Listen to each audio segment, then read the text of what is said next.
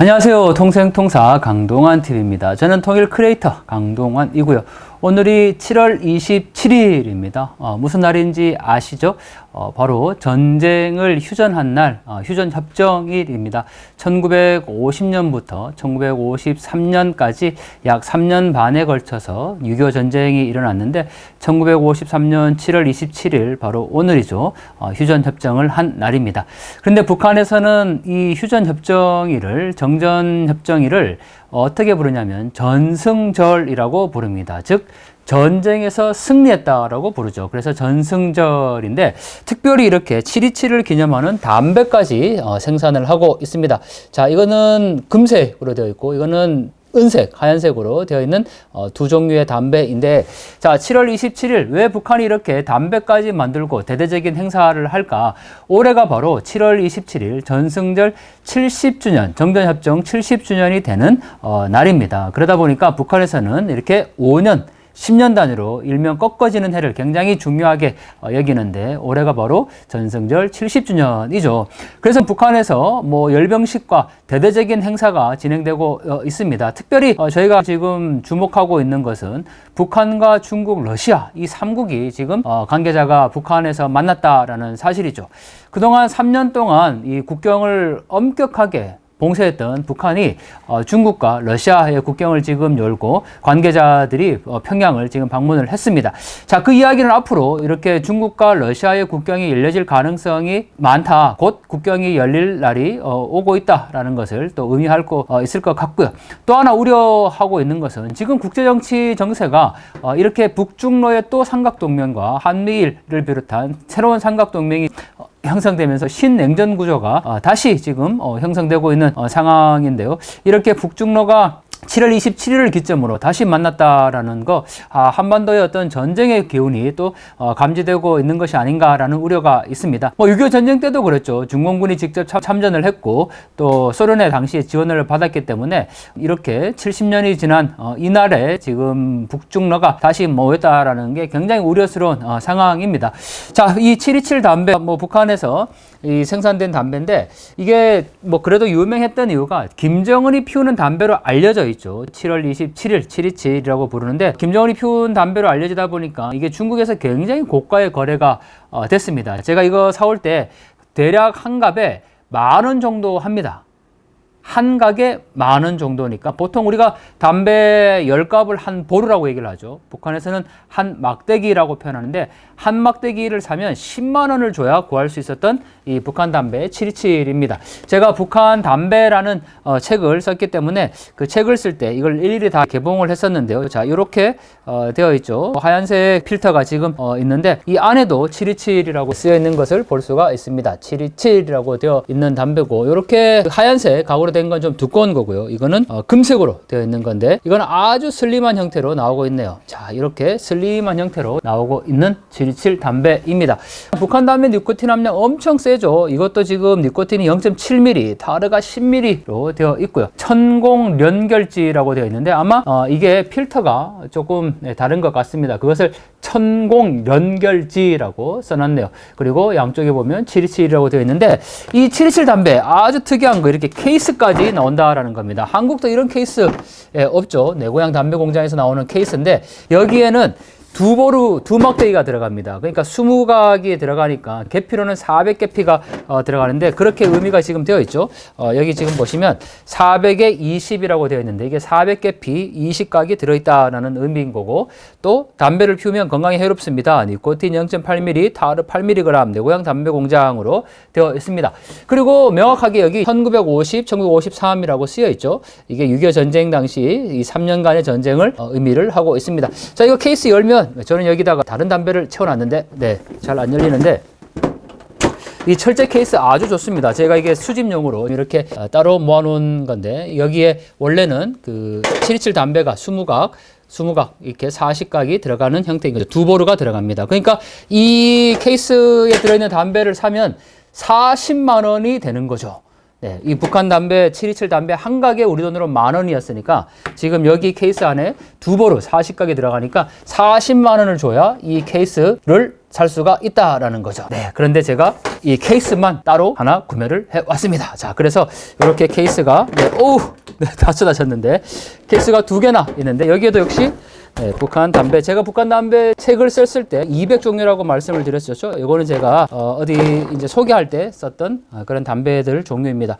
자, 이렇게 지금 되어 있습니다. 케이스가 아주 고급스럽게 되어 있죠. 727 케이스입니다. 여기에 두 보루가 딱 들어가고, 이건 뭐 수집용으로 쓸 때 아주 좋습니다. 그리고 굉장히 튼튼하게 되어 있는데 한국도 이렇게 케이스 만들지 않을 것 같아요. 이 담배를 북한은 굉장히 잘 만들고 있는데 이 모든 담배마다 반드시 정치 선전이 들어간다라는 것도 또 차이인 것 같습니다.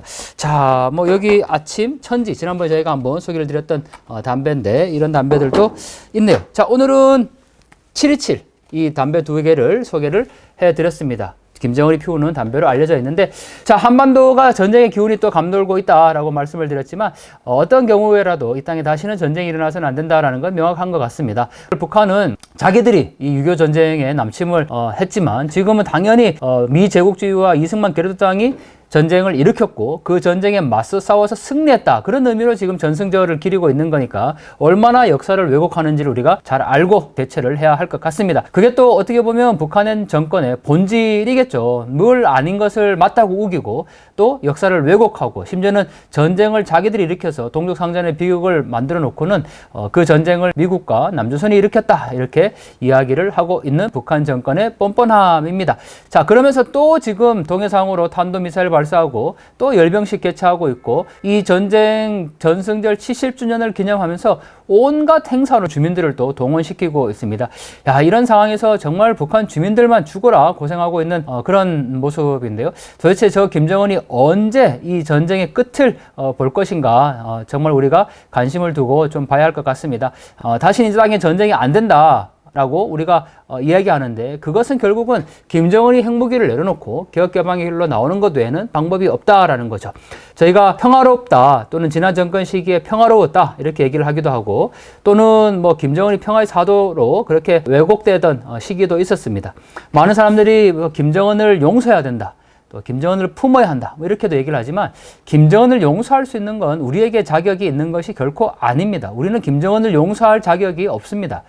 저는 김정은을 용서하자라고 얘기할 수 있는 사람들은 북한 정권으로부터 직접적 피해를 당했던 6.25 전쟁의 희생자라든지 또는 탈북민이라든지 이렇게 북한 정권으로부터 직접적인 고통을 당했던 사람들이 북한 정권과 김정은을 용서하자 이런 표현을 할 수 있는 거지 뭐 저희가 그냥 추상적으로 김정은을 용서하자 이렇게 얘기해서는 안 된다라고 생각을 합니다.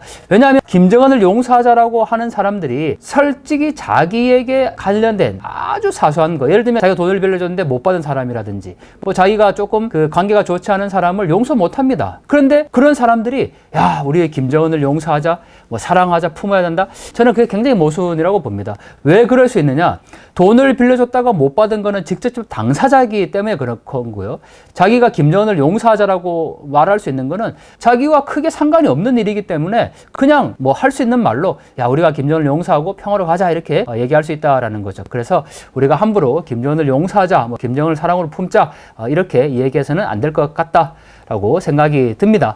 자, 다시 한번 이 정전 70주년을 맞아서 이 한반도의 새로운 분위기가 전환이 되고 있는데요. 우리가 그동안 너무 평화하면서 이 위장평화, 김정은이 해왔던 이 위장평화에 우리가 속아왔던 것을 이제 만천하에 드러났습니다. 지난 정권 시기에 통일한 단어를 사용하지 못했고 마치 통일한 단어를 쓰면 수국골통 보수처럼 그렇게 왜곡되던 시기가 있었죠. 오히려 평화만이 유일한 답인 것처럼 그렇게 말이 됐었는데 지금 이제 평화라는 단어는 사용하지 않습니다.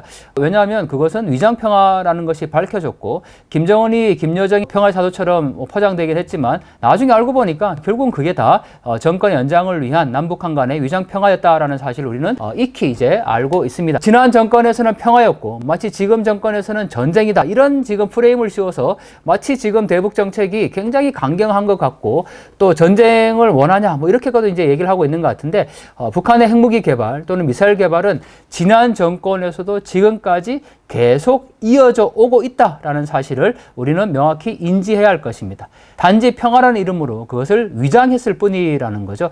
그런 점에서 본다면 지난 정권에 절대 그게 평화가 아니었다라는 것은 명백할 것 같고, 또 하나 중요한 게 있습니다. 우리는 자꾸 지금 남북한 간에 전쟁이 없으면 그냥 평화롭다 이렇게 이제 얘기를 하고, 그냥 이렇게 평화롭게 지내다 보면 언젠가는 통일은 올 것이다 이렇게 얘기를 하지만, 정말 중요한 건 지금 결코 평화롭지가 않다라는 겁니다. 여러분들 지금 북한 주민들이 평화로운 상태입니까? 우리가 지금 평화로운 상태입니까?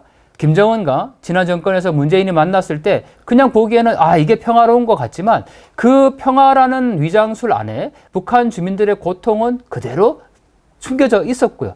또 한반도에서 언젠가 전쟁이 날 수 있는 그런 상황들을 잠시 그냥 포장해 놓은 상태였다라는 거죠. 그래서 우리가 지금 남북 간에 어떤 전쟁의 직접적인 군사적인 충돌이 없다라고 해서 지금이 참 평화로웠다, 지난 정권 시기가 평화로웠다 이렇게 얘기하는 것은 오히려 북한 주민들에게 너무 미안한 표현이라고 생각합니다. 북한 주민은 그때도 지금도 여전히 평화롭지 않습니다. 정말 북한 주민들이 평화롭기 위해서는 우리가 지금 누리고 있는 자유민주주의와 인권과 경제적인 풍요로움, 그리고 인간이 인간으로서 살아갈 수 있는 최소한의 권리를 그들도 누릴 수 있을 때 우리는 평화롭다라고 이야기할 수 있을 것 같습니다. 자, 그런 점에서 우리가 평화를 만들어가는 것이고요. 결코 김정은이 평화를 만드는 것이 아니라 우리 모두가 지금 서 있는 이 자리에서 한반도의 통일과 평화를 만들어 가야 할 것입니다. 자, 오늘 7월 27일인데요. 이 한반도에 김정은이 또다시 정말 오판에서 이 전쟁에 야욕을 부리거나, 또는 중국과 러시아가 북한을 자극한다든지, 또는 중국과 러시아가 지금 이렇게 계속 북한과 연합을 해서 이 땅에 또는 이 한반도와 전 세계에 자꾸 위협을 가하고 있는 그런 모습들을 우리가 지금 보고 있는데요. 어떠한 경우에라도 자유민주주의와 이 인권의 가치가 훼손되어서는 안 된다라는 것이고, 북한이 하루빨리 변해서 이 땅에서 정말 대한민국이 통일조국으로 그렇게 살아가면 좋겠다라는 생각을 오늘 가져봅니다. 자, 7월 27일 오늘 많은 곳에서 행사가 열리고 있을 텐데요. 자, 여러분들 평화라는 이름보다는 진정으로 남북한 주민들이 함께 행복할 수 있는 그런 통일 대한민국, 통일조국이라는 단어를 먼저 우리가 떠올리면 좋겠습니다.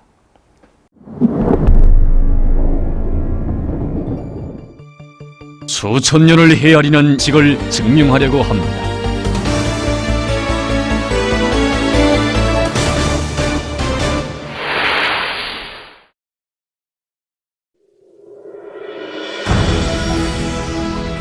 조선 기록과학영화 촬영소에는 준엄한 조국해방전쟁 시기 창작된 25편의 기록영화들이 전부 보관돼 있습니다. 싸우는 조선의 영적 기상을 온 세계에 보여준 영화들 중에는 1951년에 창작된 기록영화 정전단판도 있습니다. 이 영화는 1951년 7월 개성의 내봉장에서 열린 정전단판을 수록한 것입니다. 이 영화는 류만춘 동지를 비롯한 여러 정군 촬영가들이 찍었습니다. 교전 쌍방 가운데서 정전단판을 먼저 제안한 것이 미국이었습니다. 저들이 도발한 조선전쟁에서 미국은 1년간 너무도 참혹한 패배를 당했습니다. 전쟁 개시 72시간 만에 조선을 정복하고 중국을 침공하겠다고 흰소리를 치더니 72시간이 100번도 더 지나간 1년이 되도록 치욕스러운 패전만 기록했습니다. 세계 전쟁사에 혁혁한 군공을 자랑하던 명성 높은 정예 부대들은 괴멸됐고, 미 8군 사령관 워커도 황천객이 됐습니다. 운수가 좋아 살아남은 81kg의 사단장 띠는 한 달 남아 집 잃은 들깨처럼 산판을 헤매며 날 것만 주워 먹다가 58kg의 초취한 몰골로 인민군 병사에게 포로됐으며, 동방의 나폴레옹이라고 자처하던 메가더는 철직되어 태평양 건너로 쫓겨가는 신세가 됐습니다. 당시 미국 대통령이었던 트루맨은 이 심대한 정치 군사적 패배를 만회하기 위한 출로를 정전 담판에서 찾으려고 미 극동군 사령관 겸 유엔군 사령관 리찌 웨이를 시켜 정식으로 정전 담판을 구걸해 왔습니다. 그때 미제는 정전 담판을 구걸하는 그 시각까지도 저들의 궁상스러운 몰골을 가려보려고 담판 장소를 여기 원산 앞바다에 정박하고 있던 단마르크 병원선 주트랜디아로 하자고 제기하였습니다. 우리 측은 이 제안을 단호히 일축해버리고 담판 장소를 우리 군사통제지역인 개성직으로 하자고 강력히 요구했습니다. 결국 미제는 우리가 요구한 장소, 전선으로부터 20km 떨어진 여기 개성에 들어와서 담판을 진행하게 되었습니다. 말 그대로 콧개인 성화지의 처지였습니다. 담판 전야에 벌써 영예로운 정전을 꿈꾸는 미제의 우명한 기도를 꿰뚫어 보신 위대한 수령님께서는 우리 측 대표들에게 정전도 좋고 장기전도 좋다. 이것이 우리의 입장이라고 적들과의 담판에서 언제나 주도권을 들어쥐고 배심 있게 나가라고 1100배의 힘을 안겨주시었습니다. 세계의 이목이 조선으로 개성의 레봉장으로 쏠리고 있던 1951년 7월 10일 유엔군의 모자를 쓴 미국 측 대표들이 흰기를 날리며 담판장에 들어섰습니다. 이것은 우리 조국이 건국 이래 처음으로 진행한 첫 군사 외교전이었습니다. 독립선포 후부터 1951년까지 175년의 침략전쟁을 감행하면서도 단 한 번도 정전 담판이라는 말을 입에 올려본 적조차 없는 미국에 있어서는 사상 최초의 구걸 담판이었습니다. 하야흐로 미국이 조선인민 앞에서 온 세계 앞에서 연주하게 될 항복효양악의 제1악장이었습니다. 위대한 수령님께서는 우리 측 대표단의 소속 대표로서 애국심이 높으며 정의감과 의지가 강하고 머리가 명석한 수학자 출신의 총참모장 남일 동지를 내세우셨습니다. 뿐 아니라 수령님께서는 우리 측 대표라는 성원들이 적들과 이런 싸움에서 위풍당당하게 도덕하게 행동할 수 있도록 배짱과 담력을 안겨주시고 크나큰 사랑을 안겨주셨습니다. 1951년 9월 17일 위대한 김일성 장군님께서는 나를 부르시어 갖은 오구랑수로 단판을 제일질 끄는 적들의 책동을 단호히 찌부셔버릴 귀중한 가르치심을 주시었다. 그러시고는 한 대의 승용차를 보여주시며 오늘부터 정전 단판장에 구라이드라 승용차를 타고 다녀야 하겠다고 교시하시었다. 그 차는 남조선 주재의 미국 대사였던 무치오가 타던 고급 승용차였는데 서울 해방 당시 유경수 동지가 지휘하는 땅구 부대가 로획한 전리품이었다.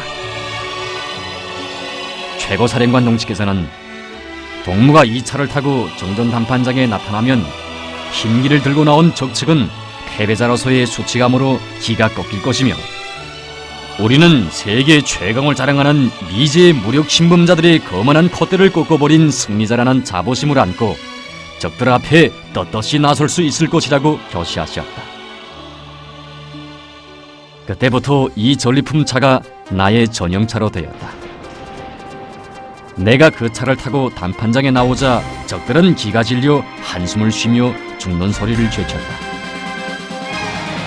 때로는 포연 속을 뚫고 하룻밤에 500리를 달려오시어 날이 밝도록 단판 전술을 토의해 주시고 때로는 별도로 제작한 새 장화와 상하 물줄기까지 안겨주시며 세심히 보살펴주신 위대한 김일성 주석. 그 사랑을 무족의 보검으로 틀어지고 30대의 우리 측 수석 대표는 60대의 주글주글한 적측 수석 대표를 단판 시작부터 무자비하게 답색했습니다. 남일 동지는 첫 단판에서 국제적인 회담 관례에 따라 단판탁 중심에 조선민주주의 인민공화국 국기와 미국 깃발을 띄우자고 제의하였습니다.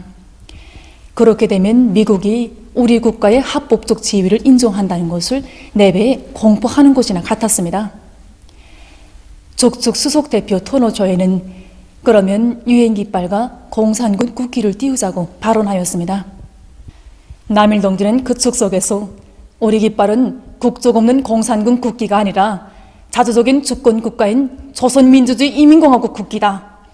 당신들이 정 그렇다면 우리도 유엔 깃발을 제국주의 미국 및 초종국 국기 혹은 오랑캐 나라 깃발이라고 부르겠다고 두세게 반격했습니다. 그러자 저희는 더는 아무 말도 하지 못하고 유엔 깃발을 꺼내놓았습니다.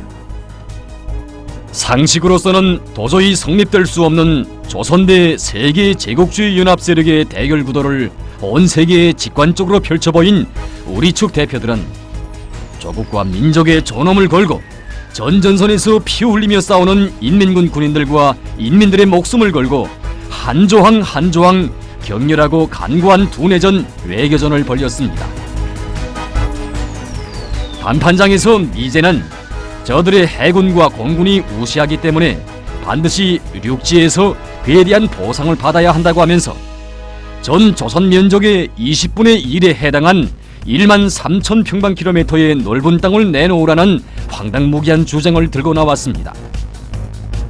남일 대장이 미국 측의 날강도적 논리를 강력히 규탄 배격하자 조이는 저들의 제의에 대한 답변만을 요구하면서 말 한마디 없이 앉아 버티기를 했습니다.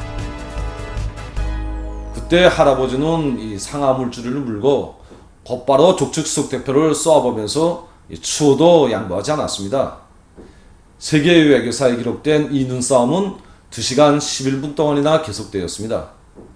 이 우지의 싸움에서 먼저 패하여 후회를 제기한 것은 저희였습니다. 저들의 강도적 요구가 더는 통하지 않게 되자 미제는 정전담판을 파탄시키고 공중과 해상, 지상에서 대규모적인 공세를 개시했습니다. 전선에서도 단판에서도 승리하자면 조선인민의 정신적 기둥을 꺾어버려야 한다. 그를 위해 수단과 방법을 가리지 말라. 미제는 이렇게 뇌까리며 감히 우리의 최고 사령부를 해치기 위한 대폭격을 악랄하게 감행했습니다. 1952년에 들어와서는 온 인류를 경악케 하는 세균전도 서슴지 않았고 전쟁 3년간 북조선의 78개 도시를 지도 위에서 완전히 없애버리겠다고 외치며 공화국 북반부에 숱한 폭탄을 퍼부었습니다. 실로 가열한 조국해방 전쟁은 자기 조국, 자기의 고향과 일터, 자기 부모에 대한 믿음과 사랑을 핏줄 속에 새기고 그것을 위해 목숨도 서슴없이 바치는 정의의 인간들과 인두겁을 쓴 20세기 야수들과의 판가리 싸움이었습니다. 그러나 그 어떤 공세도 그 어떤 반인륜적 만행도 영웅적 조선인민을 굴복시킬 수 없었습니다. 전전선에서 처참한 패배를 당한 적들은 수석대표를 조이로부터 해리슨으로 교체하고 단판장에 다시 기어나왔지만 합의된 사항들을 실행하지 않고 막 뒤에서 비열한 도발 책동을 감행했습니다. 위대한 수령님께서는 제3차 타격전을 개시하여 미제가 항복소에 도장을 찍을 때까지 전선 서부와 중부에서 된 타격을 가할 때 대한 명령을 내리시었습니다. 1953년 7월 13일 우리의 인민군 연합부대들은 공격을 개시하여 적들이 미처 정신 차릴 새 없이 무자비한 불벼락을 안겼습니다.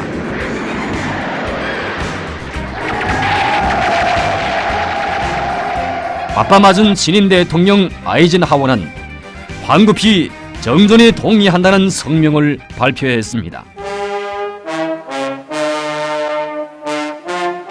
1953년 7월 19일 연속적인 강타로 적들을 수세에 몰아넣어 적들에게서 정전협정 실세를 보장하겠다는 담보를 받아낸 우리는 오늘 정전담판 제158차 본회의에서 정전협정 준수를 보장하는 문제에 관한 10가지 조항으로 된 성명을 발표하였다. 내가 발표를 마치자 해리슨은 엉거주춤 일어나 절망에 차서 대답하였다. 우리는 당신 측 첫째 요구에 대하여 예수라고 대답합니다. 둘째 요구에 대해서도 예수라고 대답합니다. 그리고 그 밖의 모든 요구에 대해서도 다 예스라고 대답합니다.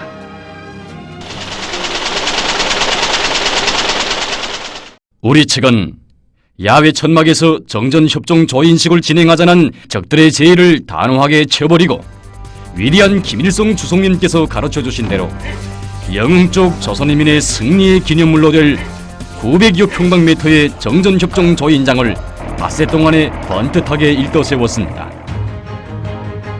1953년 7월 27일 10시 판문점에서 침략자 미제가 조선인민 앞에 무릎을 꿇고 항복소에 도장을 찍는 통쾌한 정전협정 조인식이 진행됐습니다.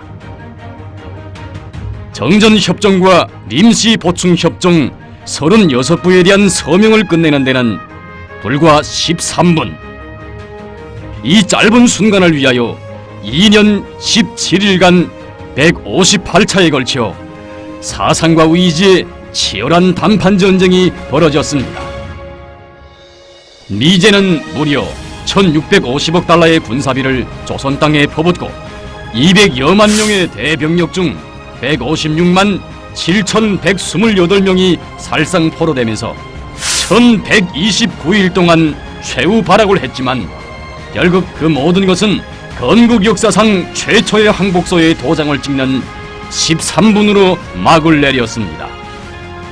우리는 전쟁 3년간에 우리 조국만 지키는 것이 아닙니다.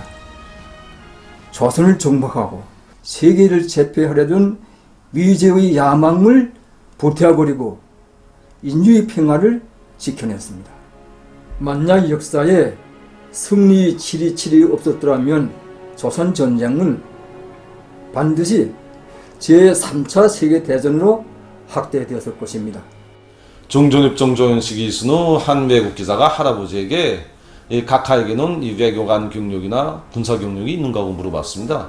할아버지가 없다고 대답하자 그 외국 기자는 그렇다면 이 외교관 경력도 이 군사 경력도 없는데 어떻게 조선인민군 총참모장의 직책과 이 쑥득회 사업도 할 수 있는가 고 물어봤습니다. 그때 할아버지는 이렇게 대답했습니다. 우리 인민군 군인들과 인민들이 그러한 것처럼 나도 이 전쟁을 통해서 성장했다. 우리가 이 전쟁을 통해서 성장할 수 있는 것은 민족의 태양 김일성 장군님께서 계셨기 때문이다. 바로 이것이었습니다. 승리는 결코 역사의 길이나 비대한 힘에 대한 오만성에 정비례하는 것이 아니었습니다. 수령의 담력과 배짱, 수령의 지략과 예지, 수령의 사랑과 믿음, 세계에 유일무이한 이 힘이 있는 한 조선은 어떤 대적과 맞서도 반드시 승리한다. 김일성 장군님께서 계시는 한 절대로 조선을 정복할 수 없다. 이것이 우리 전승 세대가 세계 앞에 증명한 백전백승의 법칙입니다. 하다면 조상들이 물려준 수치스러운 전통오리여 지난 70년간 우리 공화국의 줄레줄레 항복서만 바치온 미국에 묻건대 과연 당신네 나라에 이런 힘이 있는가? 온 세계가 공인할 만한 영도력, 그런 담력과 배짱을 가진 인물이 미국에 있는가? 사상도 영도도 풍모도 위대한 김일성 주석님과 위대한 김정일 장군님 그대로이신 백전백승의 강철의 영장 경의하는 김정은 원수님께서는 미제와 사상으로서 무장으로서 끝까지 맞설 철의 의지를 단호히 천명하시었습니다. 미국이 세기를 두고 내려오는 역사의 법칙을 망각하고 자기 힘에 대한 과대망상에 빠져 감히 우리 공화국과의 군사적 대결을 기도한다면 우리 조국은 70년간 만장약해온 절대적 힘을 총폭발시켜 미제의 전국적 멸망의 마지막 페이지를 가슴 후련하게 써줄 것입니다. 어제도 오늘도 내일도 승리는 영원히 조선의 것, 김정은 강국의 것입니다.